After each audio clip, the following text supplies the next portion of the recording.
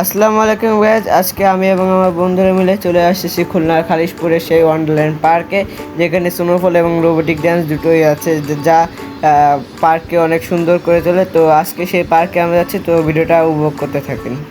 তো গাইজ, আমরা আমার 4 বন্ধু মিলে আমরা আজকে রিক্সা করে রওনা দিয়েছি পার্কের উদ্দেশ্যে। তো আমরা এই যে পার্কের সামনেই চলে আসছি বলতে গেলে। তো আমরা এখানে 50 টাকা টিকিট মূল্য দিয়ে গেটের ভিতর থেকে ঢুকে যাচ্ছি।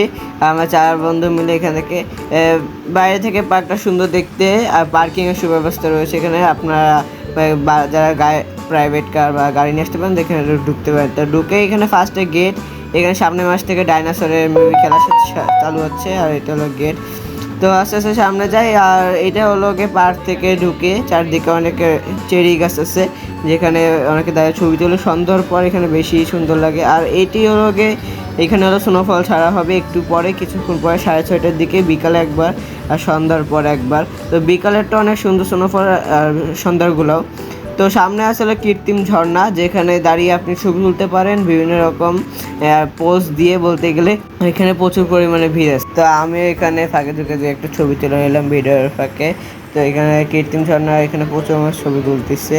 তো এটাই হলো ওদের বিকালে স্নোফল ছাড়া হচ্ছে এখানে বিকালে একবার, সন্ধ্যার পর একবার। আপনার চাইলে সন্ধ্যাটা বেশি উপভোগ করতে পারেন। সন্ধ্যাটা অনেক দেখতে সুন্দর লাগে, চারিদিকে বিভিন্ন রকম লাইটিং।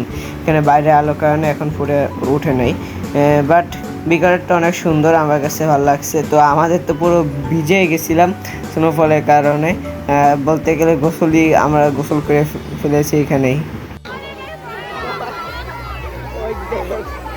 আর এখানে রোবোটিক ড্যান্স শুরু হবে কিছুক্ষণ পরে। আসলে বিকালে স্নোফল আসার পরেই, নামাজের বিরতির পরেই এখানে স্নোফল চালু হয়ে, তো এখানে প্রচুর মানুষের।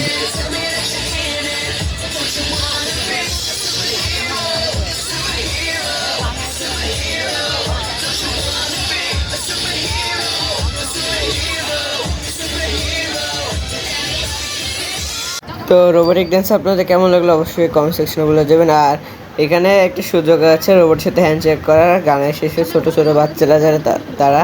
তো আমি তাদের পারমিশন নিয়ে ঢুকলাম যে আমি একটা ভিডিও করতেছি, তো আমি একটু তাদের সাথে হ্যান্ডশেক করতে, তারা পারমিশন দিল, অ্যান্ড তাদের রোবটের সাথে হ্যান্ডশেক করলাম।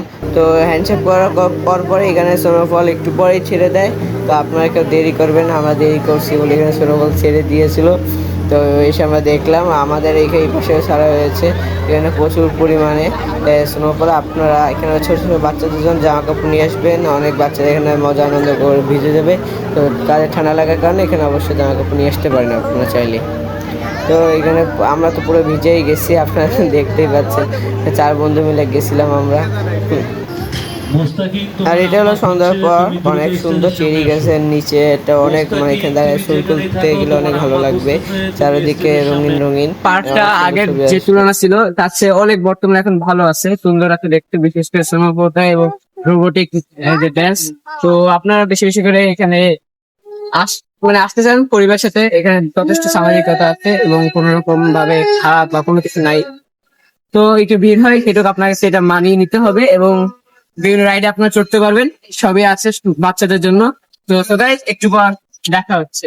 তো আমরা রোলার কোস্টারে উঠে পড়ছি এখানে। তো রোলার কোস্টারে উঠে তো আমাদের পুরো অবস্থা খারাপ। এখানে উঠলে আপনারা একটু, যারা পিছিয়ে বসবেন বিশেষ করে, তারা একটু ব্যাক পেন ফিল করতে পারেন। তো আমরা রোলার কোস্টার শেষে নেমে পড়লাম এখান থেকে। তো আশা করি ভিডিওটা আপনার কাছে ভালো লাগছে। ভালো লাগে থেকে অবশ্যই লাইক কমেন্ট শেয়ার করে দেবেন। টাটা, ফান, খোদা হাফেজ।